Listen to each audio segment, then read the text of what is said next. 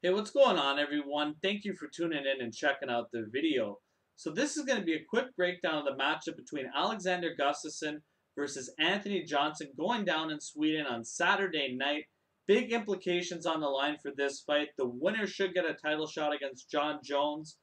And in this matchup, we got really two exciting fighters at 205 pounds, but we got a guy in Alexander Gustafsson who is an excellent striker versus a guy in Anthony Johnson who is a one-punch knockout artist. So it's going to be highly interesting, and I believe this fight will end up being won on the feet, and I think it's going to stay standing throughout the majority of the fight. Now, when I first talk about Alexander Gustafsson, let me first speak on him. This is a guy who a lot of people, including myself, believe defeated John Jones in Toronto, Canada when they met. And when I look at the skill sets that Gustafsson possesses, he's a guy with a long frame. He knows how to use his reach effectively.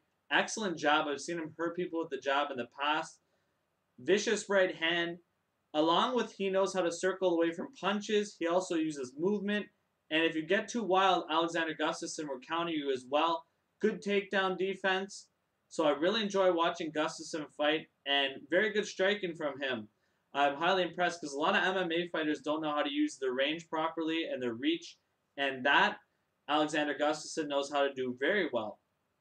Now, when I talk about Anthony Johnson, here's a guy who has one punch knockout power, very strong fighter, violent uppercuts. You saw that in the matchup with Nogueira where he hit him with multiple uppercuts, and if he lands that on you, that does some serious damage to your chin. You got to have a good chin to take punches from Anthony Johnson. Now, he's been very effective since he's come back in the UFC because he's fighting at a proper weight class. Before, he was cutting way too much weight, and also he's made some adjustments in his striking. He's feinting more now, and his defense is better than in the past. So that's what makes it such an interesting fight.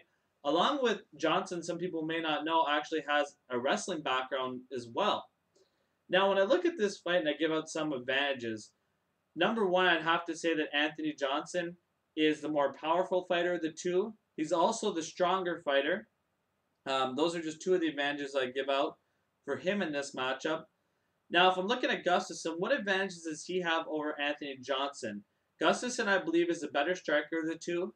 He has a better ground game of the two.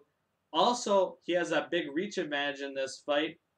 So I believe that Gustafsson is going to win this matchup by keeping this fight standing, using his reach, and also he's a better combination puncher than Anthony Johnson is.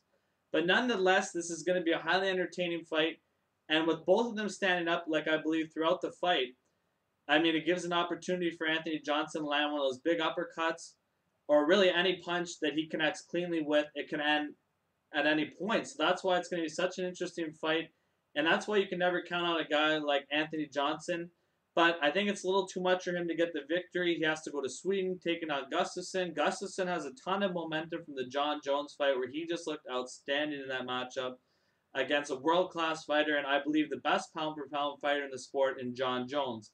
Let me know what you guys think on the fight, who you guys think is going to win, and how they're going to do so. Thank you very much, guys, for tuning into the video. Appreciate it once again. Thank you, everyone.